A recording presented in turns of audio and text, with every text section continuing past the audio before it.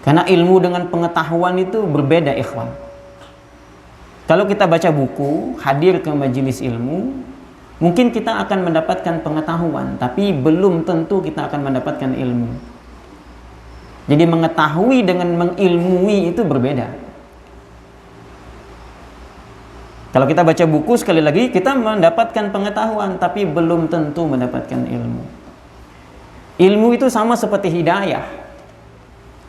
Allah berikan kepada siapa yang Dia kehendaki.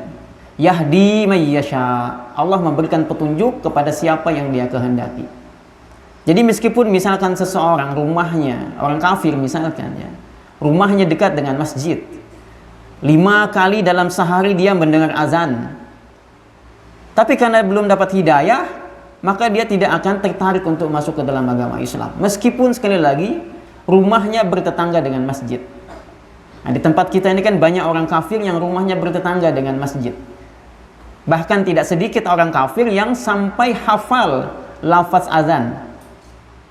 Saking seringnya dia mendengar azan sampai hafal lafaz azan.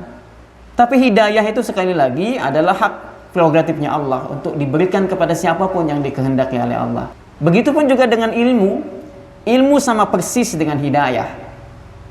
Orang yang sibuk dengan aktivitas belajar, banyak baca, banyak mencatat buku, hadir ke majelis ilmu, mungkin dia mendapatkan pengetahuan, tapi tidak ada jaminan dia akan mendapatkan ilmu.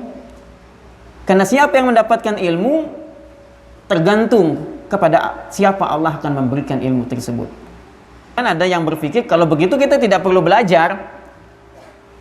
Karena kalaupun misalkan kita belajar, kalau ternyata Allah tidak memberikan ilmu kepada kita, buat apa juga? Jadi mending tidak usah belajar. Nah, ini pemikiran yang keliru. Maka kita perlu analogi yang lebih sederhana. Perlu kias yang lebih sederhana. Misal seperti kita bertamu ke rumah orang.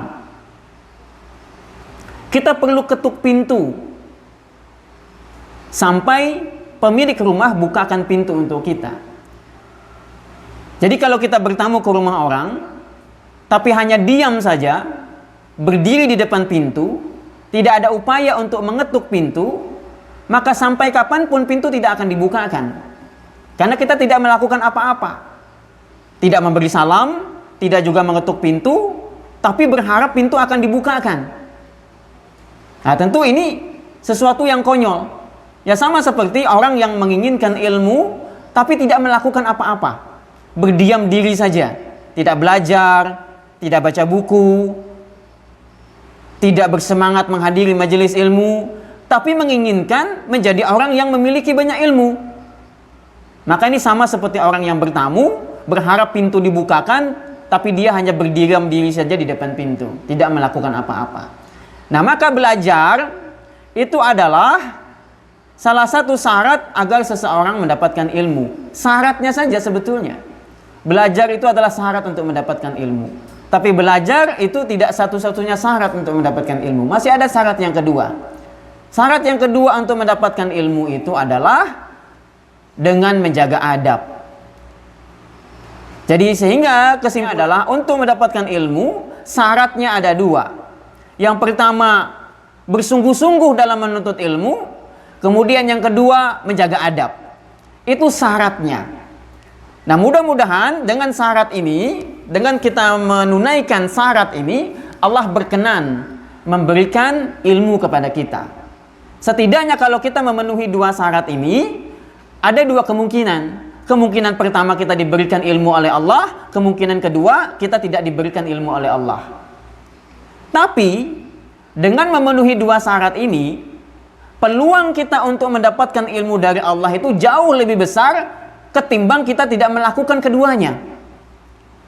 Jadi kemungkinannya memang ada 2, tapi kemungkinan untuk diberikan ilmu oleh Allah itu lebih besar kalau kita melakukan 2 syarat ini tadi, yaitu belajar dengan sungguh-sungguh dan menjaga adab.